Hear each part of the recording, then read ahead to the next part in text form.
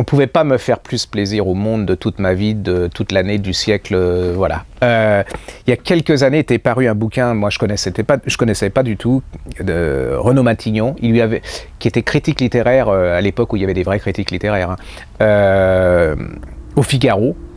Et c'était paru chez Partia, mais c'était en gros, puis ça avait disparu de la circulation, et pour moi ça avait été un choc parce que c'était la qualité de Léoto, c'est-à-dire c'est drôlissime, d'une méchanceté, d'une justesse. Le gars, il est d'une intelligence extraordinaire, il est d'une culture. Enfin,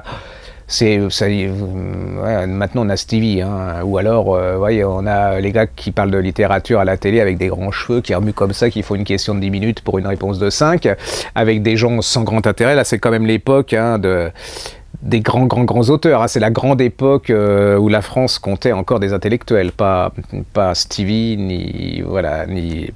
Enfin, on va passer, je donnerai des noms plus tard.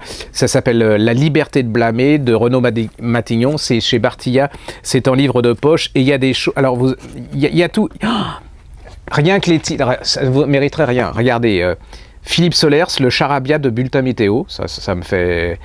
Yves Simon, la corbeille du romancier. Albert Simonin, un poète du trottoir. Nathalie Sarraute, une métaphysique protozoaire, j'adore.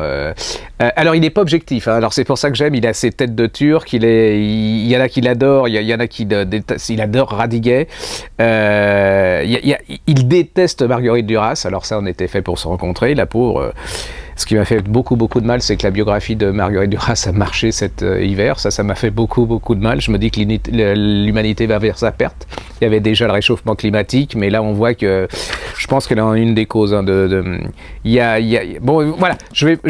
On en reparlera parce que je ferai vraiment un truc vraiment spécial sur ce livre. Parce que si vous aimez la littérature, si vous voulez savoir ce que c'est qu'être libre, alors on peut ne pas être d'accord. Hein, ça c'est clair que si vous lisez Libération, vous risquez d'être un peu mal là parce que vous allez pouvoir mettre d'autres noms là-dessus et ça va pas vous plaire, mais brillant, intelligent, et ça vous allez vous dire bon, c'est bien notre époque, hein, mais à cette époque-là quand même il se passait quand même autre chose parce qu'ils avaient Boris Vian, ils avaient Camus, ils avaient voilà, et puis nous on va passer.